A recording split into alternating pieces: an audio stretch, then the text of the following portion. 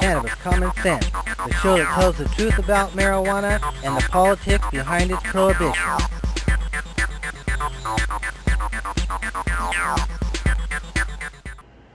Hello and welcome to another exciting edition of Cannabis Common Sense. We have a great guest for you tonight from Mexico City, Pepe Rivera, who is leading the Planton 420 demonstrations.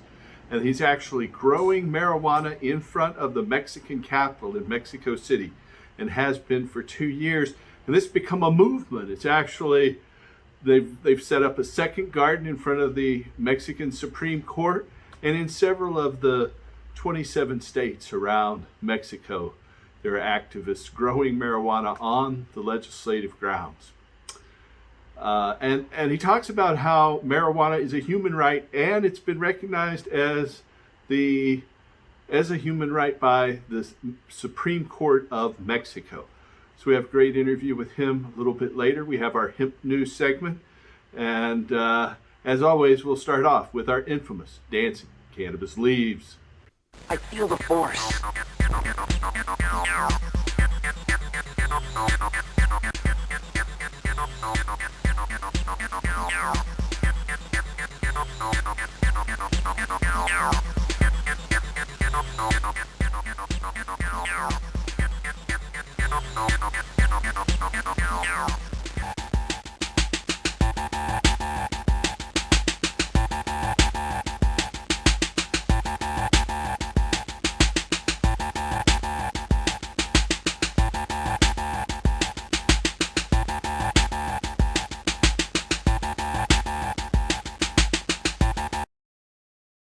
Okay, our first story tonight is from the nation's capital. On Sunday, the U.S. Surgeon General Vivek Murthy, an MD, told CNN, quote, "When it comes to decriminalization, I don't think that there is value to individuals or to society to lock people up for marijuana use.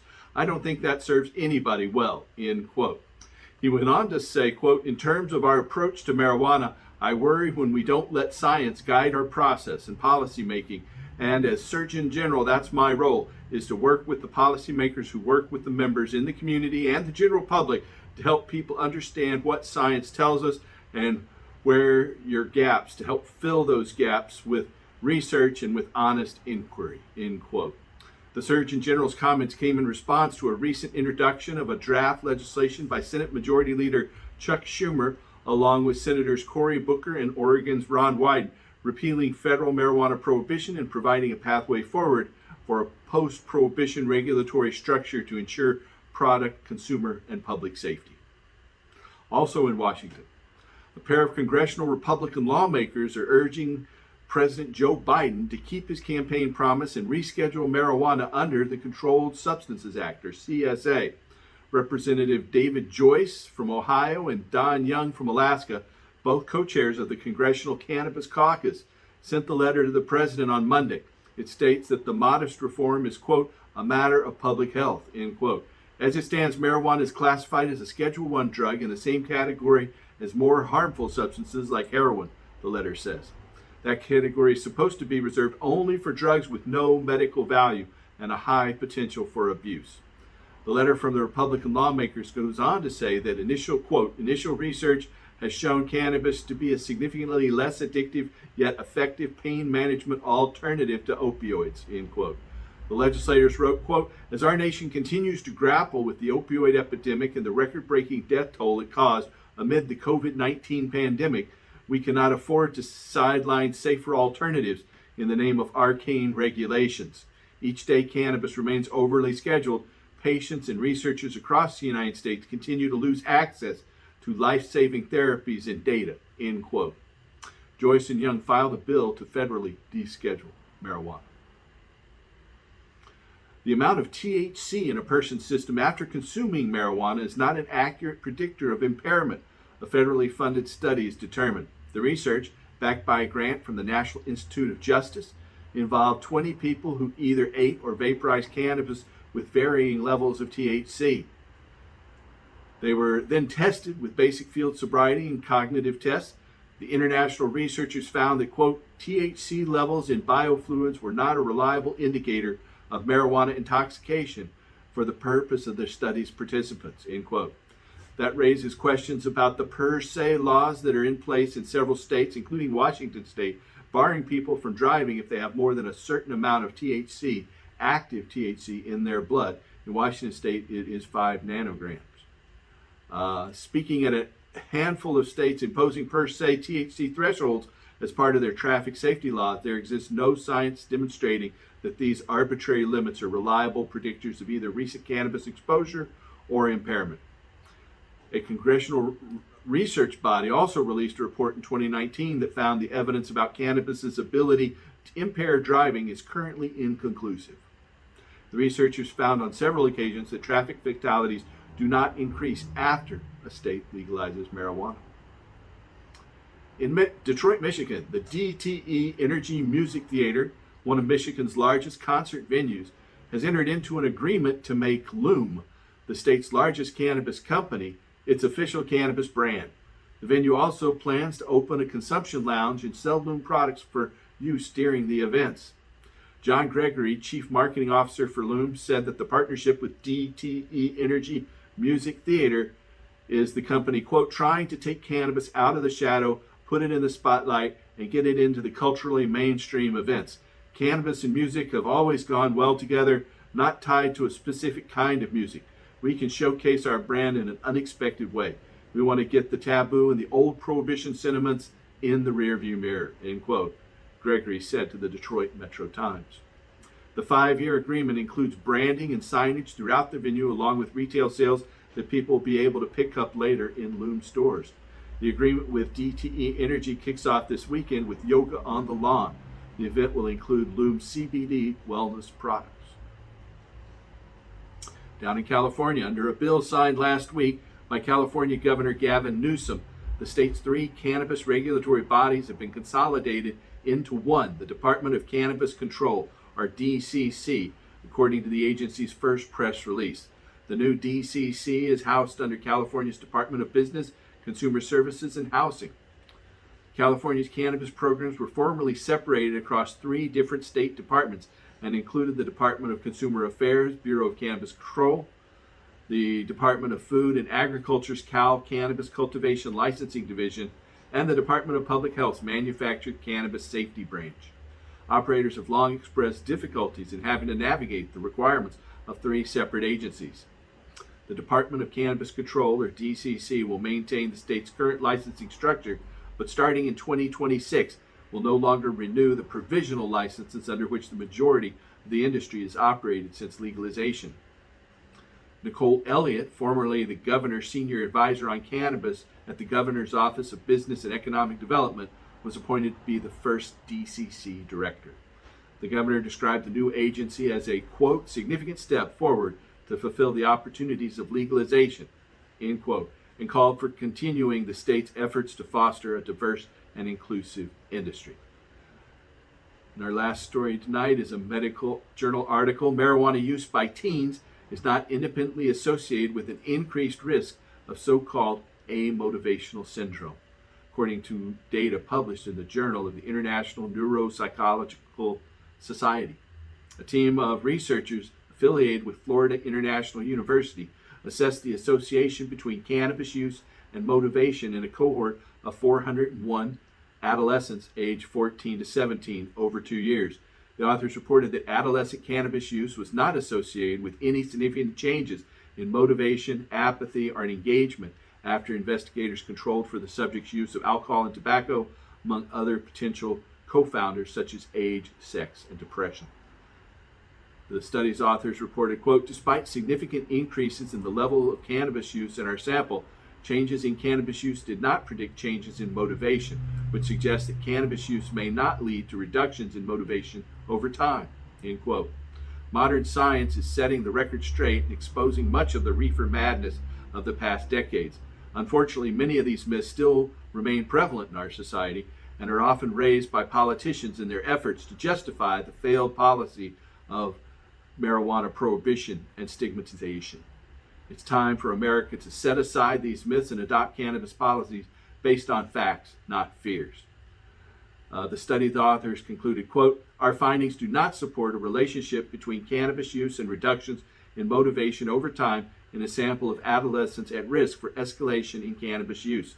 The current study contributes to the extant literature by examining these associations longitudinally in a large sample of adolescent cannabis users while controlling for important and often overlooked confounders, including sex and depression. End quote. This study, Evidence Lacking for Cannabis Users Slacking, a longitudinal analysis of escalating cannabis use and motivation among adolescents, appears in this month's edition of the Journal of the International Neuropsychological Society. That's the end of our hemp news tonight. Now we have an interview coming up with Pepe Rivera of Planton 420. But I want to remind you that if you or a loved one are looking for a doctor to help get medical marijuana, then we have a referral service. You can please call us at 503-235-4606. Again, that's 503-235-4606. Stay tuned for our interview with Pepe Rivera in Mexico City, growing marijuana for 2 years on the nation's capital. Stay tuned and help restore hemp. Good night. I would like to introduce Pepe Rivera from Planton 420 and the Mexican cannabis movement. Pepe has been organizing a cultivation site at the Mexican Senate headquarters. Is that right, Pepe? So exactly. Yeah, we've been there. Yeah. Hey, Paul. Yeah. Thanks for coming up, by the way. I mean, I really admire your work and what you're doing there and how much things have been changing. How did it start, though? And how is this like a marijuana garden on the national capital grounds? How did you start that? Well, what we're saying is basically this is the first public cultivation of cannabis in front of a federal building, which is actually guarded by the local governments worldwide. And basically what we're doing is civil disobedience. We basically, there was a court ruling in Mexico that recognized basically cultivation and possession of cannabis and basically gave Congress 90 days to change the law, which was basically violating our right to freely develop our personality. And that was years ago now, right? They had 90 days to do this, like more than 2 years ago. A year and a half ago. Okay. Yeah, but it's still past the due date, basically because of COVID, and then there was an extension that wasn't really merited, I would say.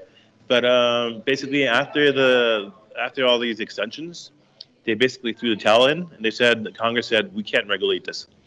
And so they said that the Supreme Court had to take action. And specifically, there was a reform in the Mexican Constitution back in 2011, if I'm not mistaken. And basically, what happened was they introduced this mechanism, this new tool to protect human rights. And basically what they did was we have an injunction, normally, to protect ourselves from when the state is violating our rights. And this is basically a general injunction, which basically says that the 5 articles which were declared unconstitutional like 3 years ago, they don't apply to the general population anymore. And basically what happened is that they now anytime you want to have a permit, you can just go to the Secretary of Ministry of Health, and they'll basically allow you to you ask for your permit and they'll give it to you. Before they would deny it, and then you would have to go to court and basically sue the government. Now they're going to give it to you automatically. And so when that's did that take place? Is that just something from a couple of weeks ago? The 28th of June, basically. Okay, yeah. So it's basically, the process started like 3 years ago, even before that, because we were talking about strategic litigation, right? So the idea was basically to change the law to basically by declaring it unconstitutional and enforcing Congress. And it took five rulings by the National Supreme Court to order the legislature to change the law. And now that was like 3 years ago that they did the 5th ruling. Exactly. Yeah. Okay. Yeah. So basically the idea is now, like, basically what we did was basically we occupied a park that's across the Senate. And then we occupied, basically right now, we occupied a second spot, which is in front of the Supreme Court. And so what we're doing basically is liberating places for people to smoke. With the strategic litigation, what happened is with the Platon 420 and the movement has four main demands. The first demand is basically free home cultivation without any type of limitation of plants if it's not for sale. The second thing is possession without any type of limitation if it's not for sale. The third is basically we want places to smoke in equal terms as tobacco smokers. And the fourth and most important demand is basically dignified. We want to be treated with dignity. And basically, this means that we want a law that does not stigmatize us, that does not discriminate us, that does not punish us without any type of reasons. And what we're saying basically is both cultivation and the possession are crimes that have no victims. Like nobody gets into trouble because they touched the plant. Nobody gets into trouble because you have a cookie, you have some flowers in your pants. And so basically, those two are going to be just become liberated, let's say it this way, by the Supreme Court. But the thing is, the way they did it is through a mechanism that's discriminatory. Why? Because they're still telling us that we're going to have to ask for permission. Right? And the thing is, but what we've been trying to do is change the narrative into one of human rights. And what we're saying is basically that's not dignified. Why? Because tobacco smokers and alcohol users don't ask for a permit. Right? So why should we be asking for a permit? Especially if our consumption is less dangerous than both tobacco and alcohol. And so, and so basically the idea is here is it's important to understand that there is some legislation that's stuck in Congress right now, and it's stuck because they found out that there was 17 problems of unconstitutionality within it. And I'm sure if that's a word in English, but basically they declared there's 7 points in which they're found unconstitutional. And so basically you can't pass that law because it would be technically illegal because it goes against the Constitution. And so what they were doing basically was they're guaranteeing market, but they're not guaranteeing the rights. And what we're saying for the Planton is basically human rights first, market second, right? And what does that mean? It basically means if we don't really need a market. We've got flowers, we've got all products that we need. We don't have a legal one, which is different. But what we need basically is for the state to stop discriminating us. We need the state to stop stopping us in the middle of the street with attack dogs. We need them to stop basically taking us, kidnapping us at night and taking us to addiction centers. We want them to stop basically taking away our kids. And all these things that are basically low intensity conflicts is what we're talking about. And so I don't know. It seems to me coming into your house in the middle of the night, taking you to an addiction center, or taking your children away, that seems like a pretty high intensity to me. I mean, we aren't being shot at least, so exactly. Maybe that's what's meant by a high. We are being shot as well. I mean, technically. Yeah, that's right. And so, but the idea is basically that people don't see this as a human rights issue. Especially not legislators. Legislators are seeing this as something like privilege, right? And so what we're trying to say is, no, this isn't a question of privilege. The first thing that's being validated is the first article of the Constitution, which basically says that we're equal before the law, right? And if we're equal before the law, then what happens? The response by the Senate, once the Supreme Court told them, listen, there's a problem here and you have to fix this, what they did is basically, instead of changing 5 articles in the general health law, they created a different law, right?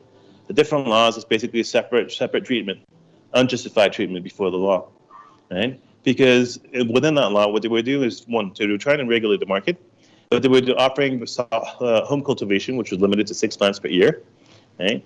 And they were doing clubs with only 20 people, right? And so basically, clubs, it's interesting to see that some people, how to explain this? I think there's a problem in all types of legislation going on around the world right now. Everybody's trying to regulate, or they're trying to see things as hemp is good, marijuana is bad. THC is good, CBD is bad. I mean, the other way around. CBD is good, THC is bad. No, in favor of the market. Yeah, it's recreational or medicinal, right?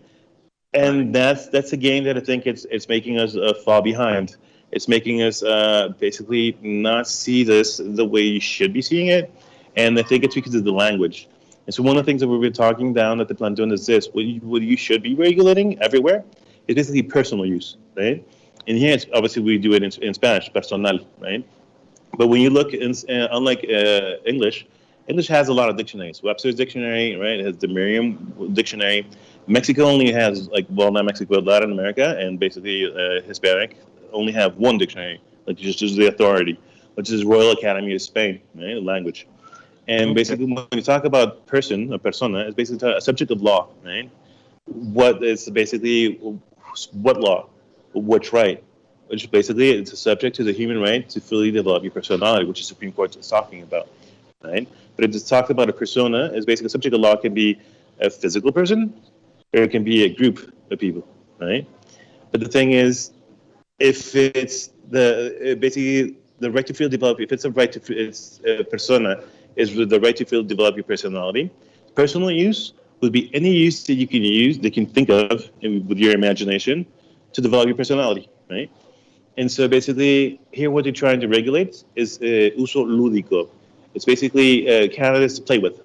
It's not recreational, because recreational is what you can do in recess, right? So lúdico is just play, right? So they're giving you. Thought the term recreational in English was pejorative because, recreation is soccer, football, going for a bike ride, hiking. That's recreation.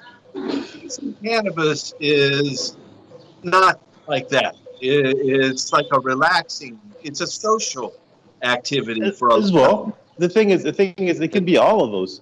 Yeah. And that's the point.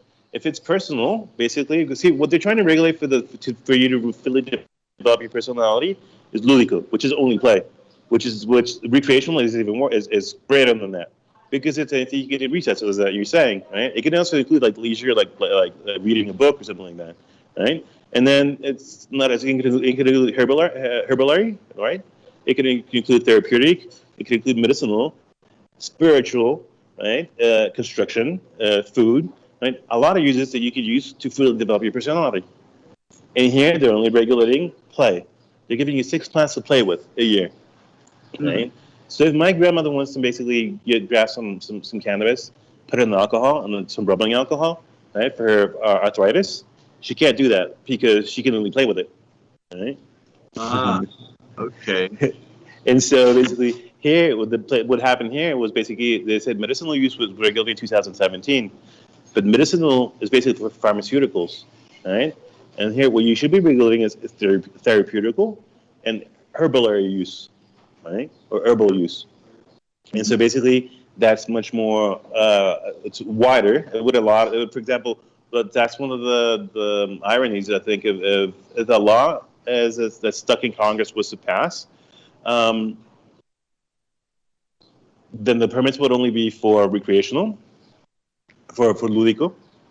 And as you say, the problem with that is that it's the state basically recreating stigmas of people who are infantile, people who are irresponsible, who only want to avoid reality, right? And so that's discrimination from the state. It's institutionalized discrimination, right?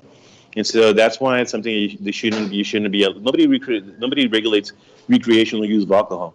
Nobody regulates recreational use of tobacco, right? So why are you regulating that for cannabis?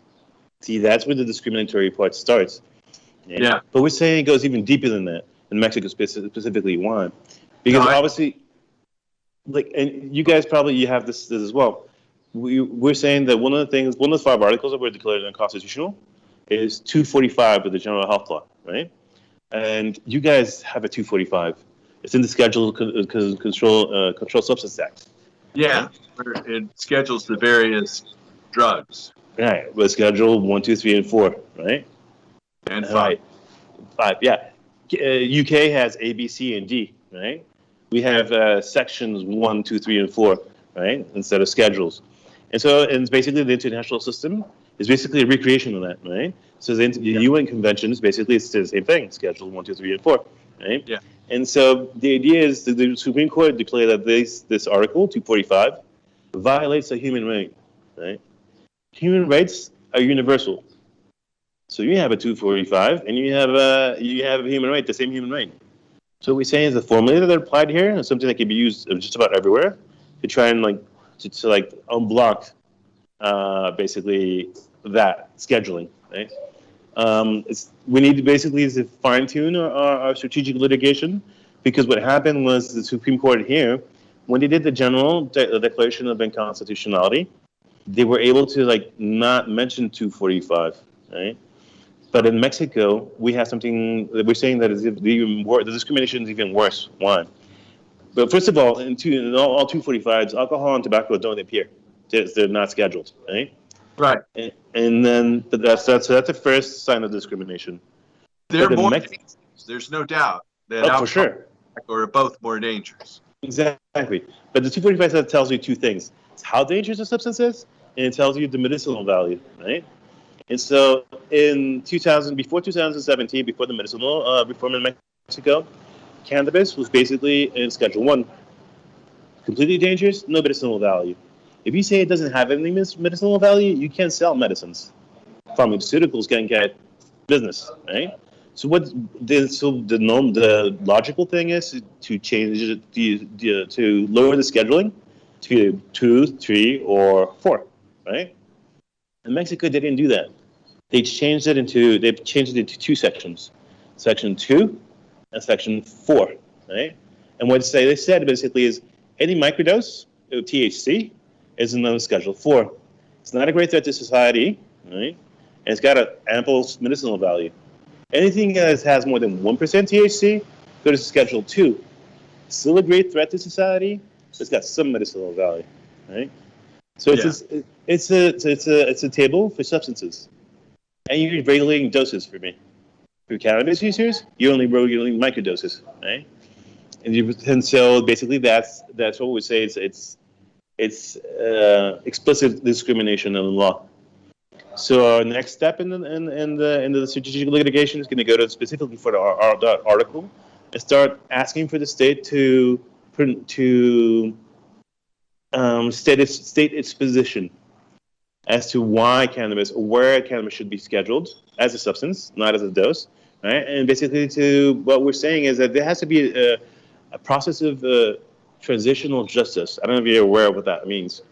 But basically, think about apartheid, like in South Africa, right when apartheid broke down or finished, the social structure was so broken up that they had to go through the special process, right? The truth courts. Yeah, the truth and reconciliation committees and hearings. Exactly, and so it's not about law, and you have to understand Mexican prohibition of cannabis is 101 years old this year. 101 years old. It's older than the federal. It's older than the one in the States, because a lot of people think that first it was the federal prohibition in the States, and then Mexico, and then even that U.S. forced prohibition into Mexico. That's not true. No, the United States federal was the Tax Act of 1937. Exactly. There were state laws first in Texas and then in California in 1914 and 1916. Exactly. Here, 1920, right? Basically, nothing to do with you guys. Basically, here it was basically because they said it was a substance that degenerated the race. Right? Was there some particular group of people that were advocating that cannabis degenerates the race? You have to think of it in the context of nationalism, right?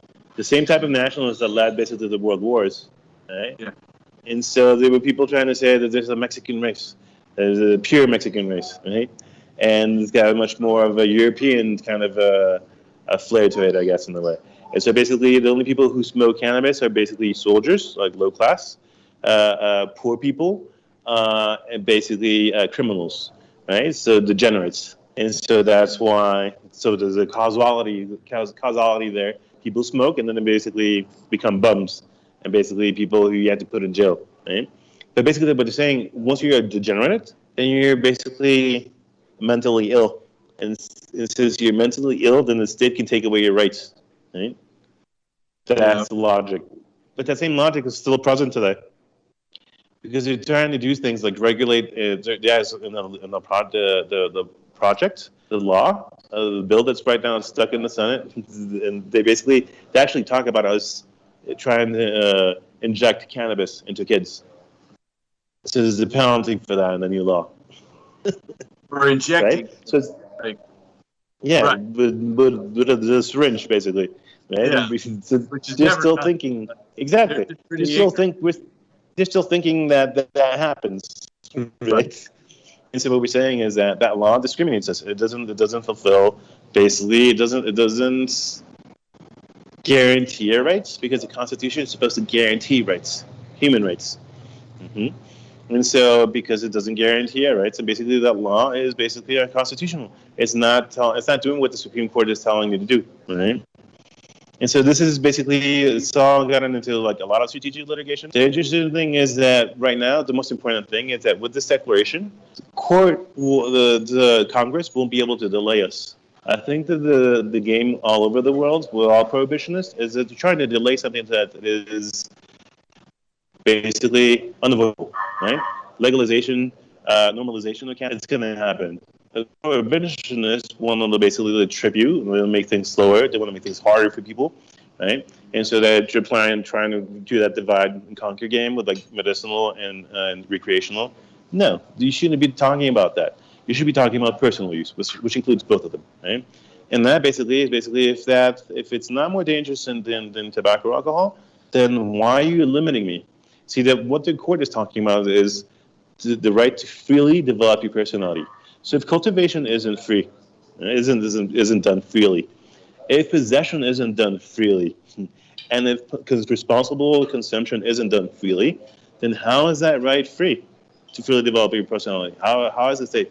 If the state is limiting that, is the state is limiting your ability to actually develop your personality? It has to justify it. It can't just like prevent you from carrying out your a constitutional right to freely develop your personality. And so that's basically what the court said. Is the articles they basically there's a system of administrative prohibitions that are not justified because of all the great human rights violations that they cause. Right? So basically saying prohibition doesn't work. It creates much more problems than it actually is trying to fix. So you have to fix the Constitution. You have to fix a law because you can't go against the Constitution. And basically, what's happening? I know you've had Stephen here before. So Stephen Clark and I, we have an injunction against the state. We can carry as much cannabis as we want. We can plant as much cannabis as we want, as long as it's for personal use, right? And basically, and as long as I don't share with anybody else, which would be individual use, which is different, right? And so the idea is now it's like see this the permit that I got, basically that permit, the first permits were given 3 years ago, and they said this law is unconstitutional. So throughout all this time, like basically the law has been applied, it's still being applied, even though it's unconstitutional. So that's over now. And basically, Congress can't say, oh, we need more time to fix the law that's declared unconstitutional. Basically, their time was up. The court says, listen, you couldn't fix it. So basically, the law doesn't apply for anybody else anymore. So we're going to have basically this period of time where anybody that wants a permit can get it until Congress regulates. But those permits they should be the same type of permit as I have, because it's not like a new type of permit. We've had these permits for a long time. So those permits are not going to have any type of limitations. So if they try to limit that, then that would be discrimination as well. Because you can now tell somebody else, like, you can have a different type of permit as somebody who paid for it. No. The idea is now you don't have to pay for your permit. Now you're going to get it for free. Because Stephen and I paid for it, for example. So, because the difference is this, if I had to pay for it, then you're breaking the principle of equality before the law. Because it means people who have money have more rights than people who don't have money. So now everybody gets the permits, right? And so that's a big. Have the permit issuing authorities, do they accept that, or have they started to issue them without fees? That's what we're waiting for right now. That's the first half of the equation is what the Supreme Court says. The second half of the equation is what the executive, the president, does, right? Because that's what happened with the medicinal was we had to reform 2017, but then the former president Peña Nieto, he never came out with regulations. He came out with lineamientos. So those didn't have any legal standing. So the new president basically struck those down, took away, tried to basically block all the permits that were assigned with that. But he didn't write any regulations until a patient sued the Ministry of Health in Mexico. Basically, it was one of the epileptic kids' mom sued the government because it wasn't any medicines in the system for her to get to give to her kids.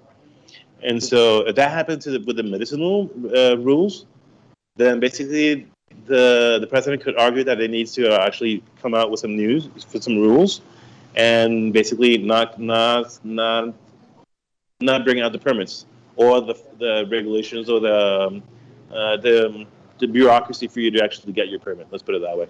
They could still stall it, but now it would be in the president's court. See, it would mean that the Congress can't stall it anymore. The president can if he wants to, and he's not happy about what the Supreme Court said. He's not at all. The moral degenerates, right? He still thinks that. Said that we have a moral decay or something, right? He's actually called for this stigmatization of users like that, and he wants to relate us, make us equivalent to cartel people, criminals, right? So he basically wants to say we're still criminals. So those are the stigmas. The stigmas is a bad reputation that you get for smoking. So the stigmas can go from anything more from you being criminal, antisocial, violent. But then there's the opposite of stigma, which is a pacifist, right? In the 60s, because you're a hippie. And then basically the illiterate, ignorant, stinky people who don't take baths, disorganized, infantile. So it's a huge, huge list, right? But that's what they're trying to regulate. See, the thing is, you have to understand this. If the court was telling you to regulate a right, and they regulate a privilege, you're not going to get there, right? If you regulate a privilege, basically what they're trying to do is they're regulating problematic use, right? When what you should be regulating is responsible use, right? And UN already said that 97% of cannabis use is responsible use. So how do you make sure that people get access to the plants to basically exercise their right? There's 5 mechanisms. First one is individual cultivation, right? Which is basically a home grow. You're not going to share with anybody, so it's for your own use, so it's not for profit. Second one is joint cultivation, which is basically under the right to the right to union in the U.S. the right to assembly. Yeah, you have the right to assembly, right? So under the right to assembly, you can have the right to basically grow together, right? And both to fully develop your personality. And then you have the right. You have basically this solidarity cultivation, right?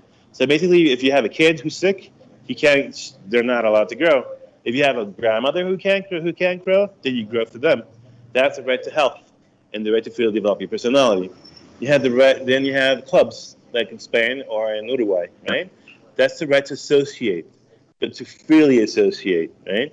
They can't tell you 20 people. They can't tell you 80 people because the right to associate is what guarantees your right to church, for example, the right to have a political party. So you can't tell somebody, oh, you can go to church, but you can only have 20 people in your church, or you can only go to one church, right? Because if you go to out of state, you can't go to another church. Yeah. It doesn't make sense. Yeah, right? It's not consistent. Exactly. And then the fifth type of cultivation that you would have is basically patient cultivation. The right to freely assembly, the right to freely associate, and the right to health. Those are 5 mechanisms away from the markets through which you can get access to the plant. Right? See, the Supreme Court never talked about market at all in Mexico. They talked about home cultivation. So those are the 5 type of cultivation should be free. Because it's not harming anybody, and because basically it's a mechanism for you to actually be able to freely to develop your personality and become a full individual. Basically, to fully develop your plan de vida, your life plan, is actually a concept by the Supreme Court. It's how the Supreme Court names it.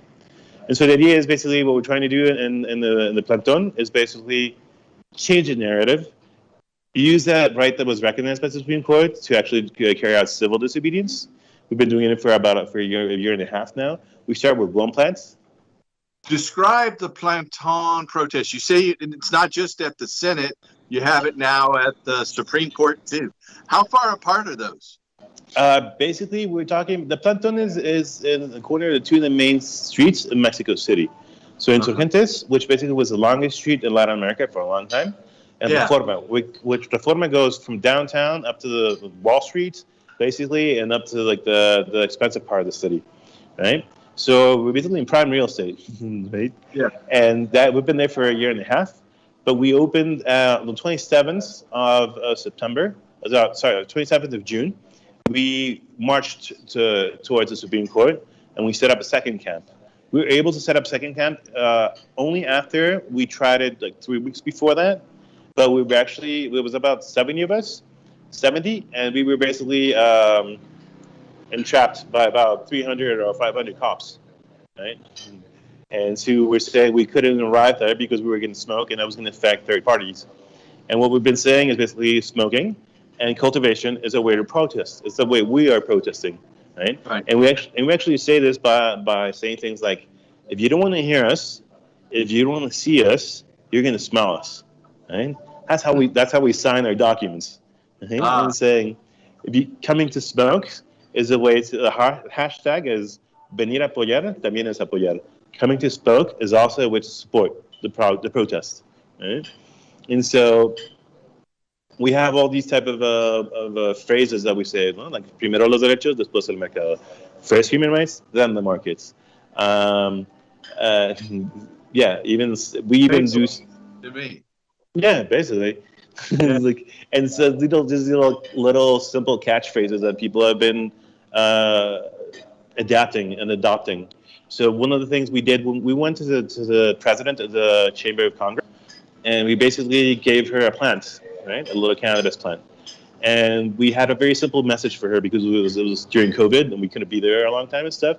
I said, "We're not here for grams, we're not here for plants, we're here for human rights." Right? In Spanish it rhymes. No estamos por plantas, no estamos por gramos, venimos por derechos humanos. Mm-hmm. So what we're saying is that if they were trying to offer us 6 plants per year and 28 grams of possession, right, from 5 that we are allowed right now. But what we're saying, that's basically populism. That's cannabis populism, right? Because what is populism?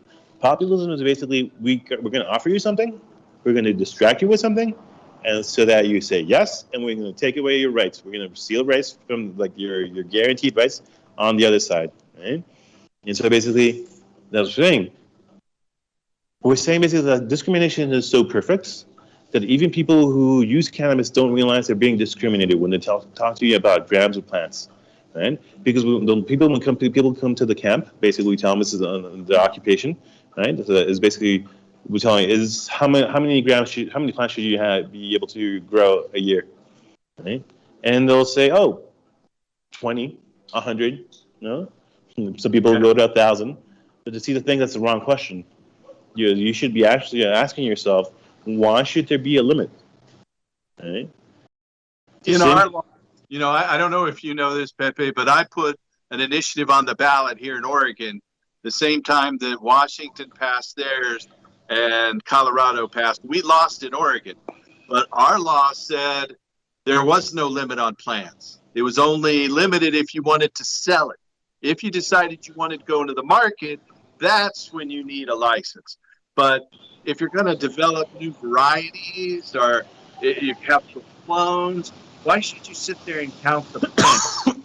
Matter unless you're trying to do something commercial with it. And exactly.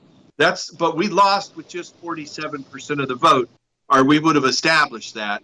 When we came back in 2014, the Drug Policy Alliance put in the plant limits, and they pushed us out of the way. And I think I've worked with Drug Policy Alliance once, and I think one of their positions was that you have to be a little bit less radical, so you could actually win more people.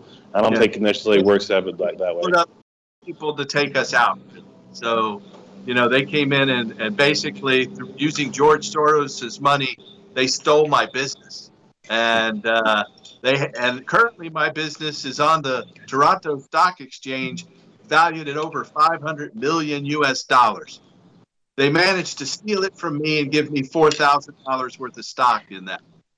My bill was also kicked out, robbed at the same time, but it all came out of the Drug Policy Alliance, really, and George Soros's people, and they're tied to Monsanto. You know, George Soros is the largest stockholder in Monsanto, and they have these genetic manipulated bacteria and all kinds of things. They didn't want us to free the plant, and so we're still paying the price for them stealing our business, and we're still kind of in a battle. I told you today we saw a few patients here in Oregon.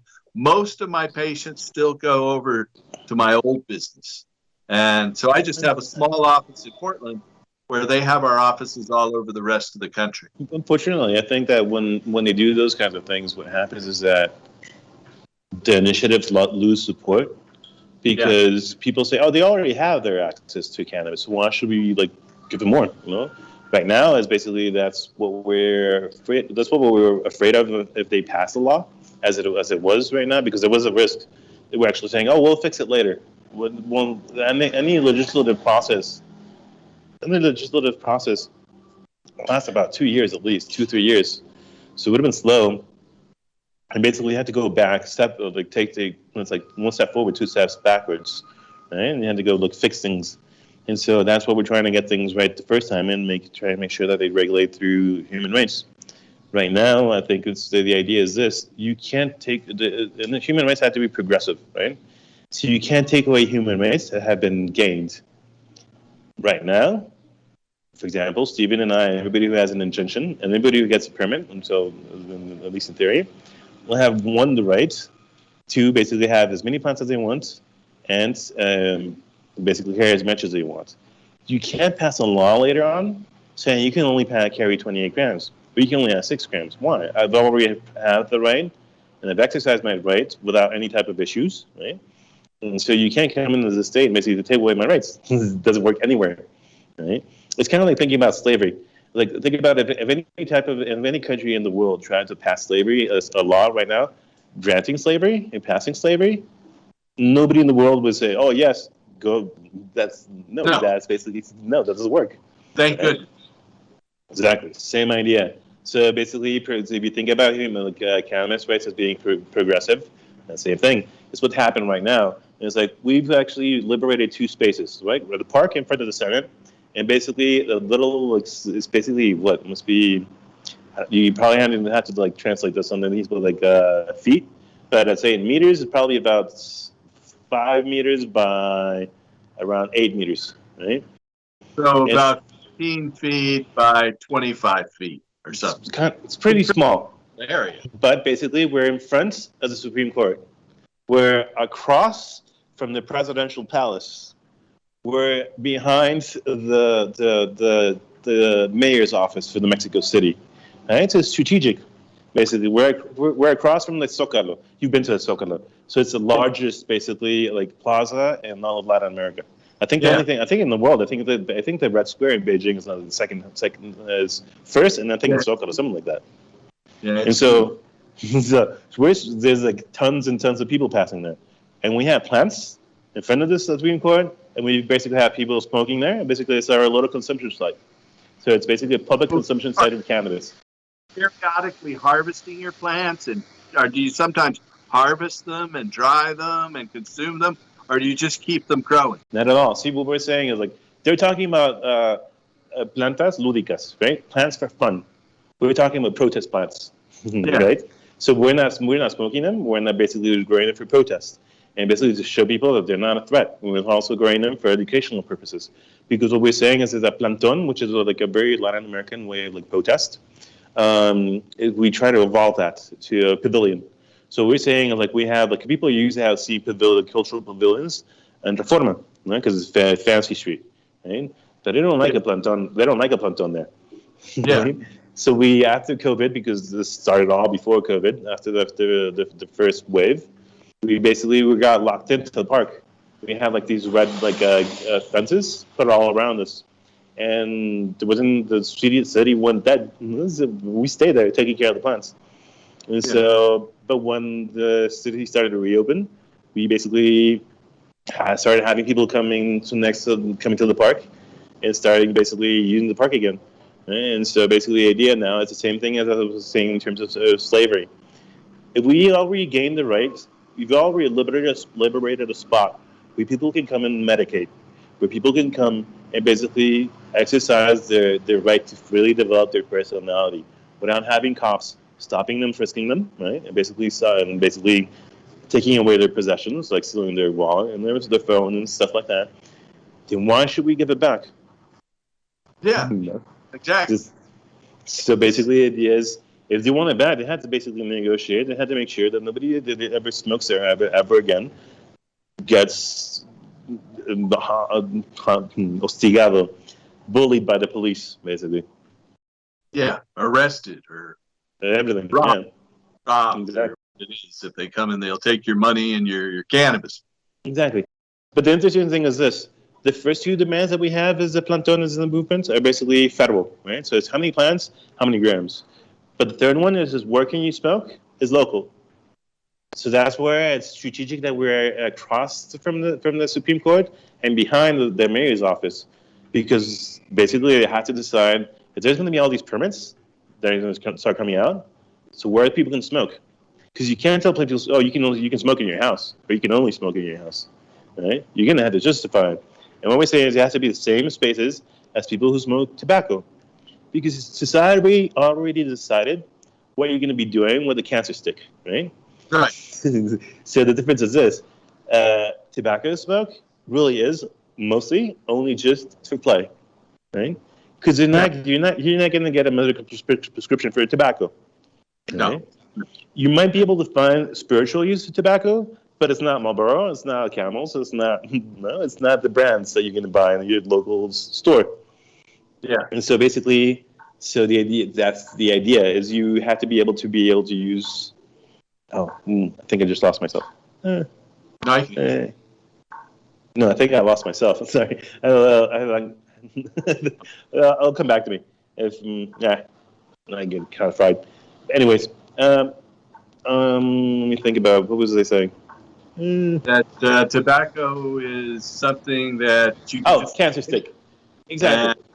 Obviously, yeah, it causes a lot of deadly diseases that aren't linked to cannabis. Yeah, but the thing is this: nobody's been able to prove first-hand smoke cancer from cannabis, right? So second-hand smoke is less likely. And then basically the what do you call this? Like when you get like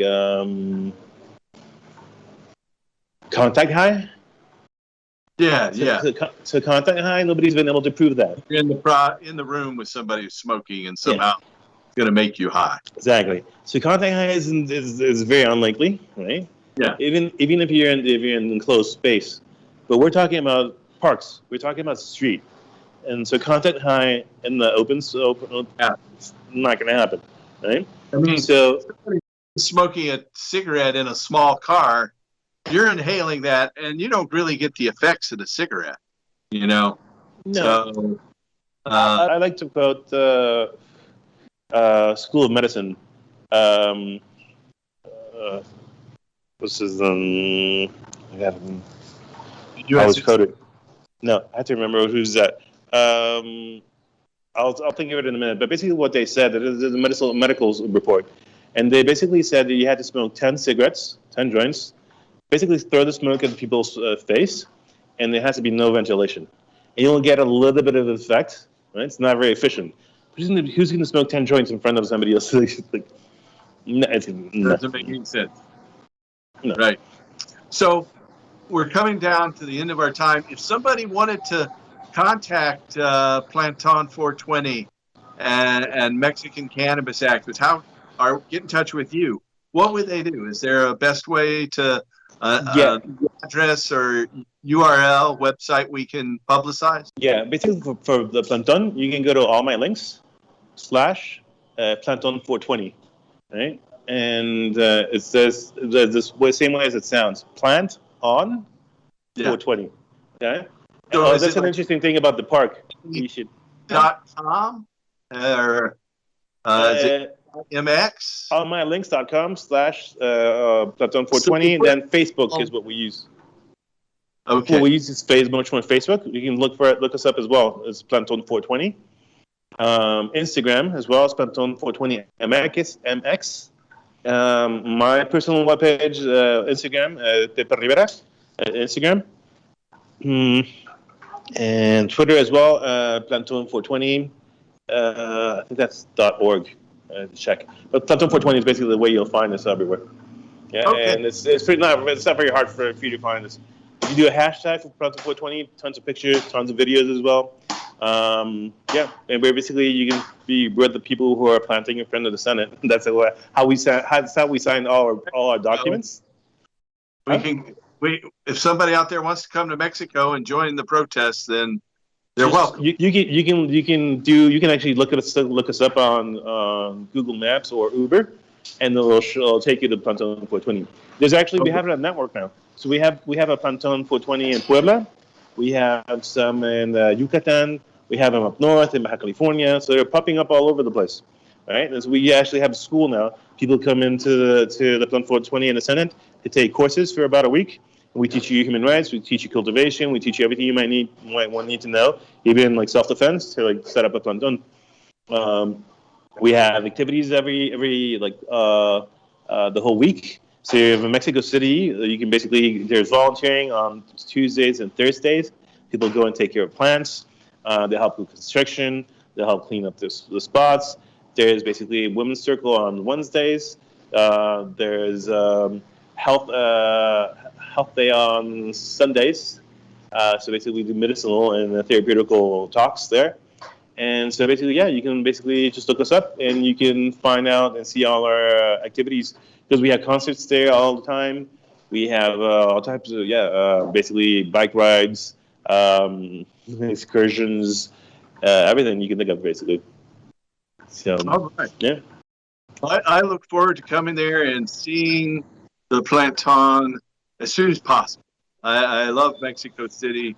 There's such a wide variety of things to do, and it's just a magical place. And the museums are amazing as well. Yeah, and now you can actually go smoke before you go to the museums. Go smoke before you go to take the tour bus and stuff like that. So just hit us up and put us on your route, basically, and it'll be great.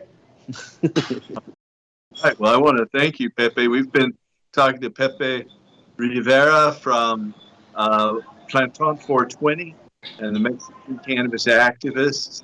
I just want to say how much I admire what you're doing and the basis of your fight for human rights.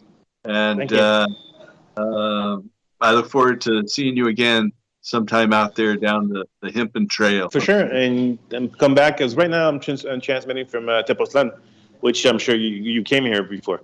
No, so I'm pretty sure we might actually met here. So so we can come back here to Tepoztlán as well. You can see the hemp construction as well that we did here. See how it's doing and stuff. All right, I look forward to it. Yeah, that's awesome, Paul. All right, thank you, Pepe. Keep going and help restore hemp, as I know you are. Thank you. Thank you. Take care.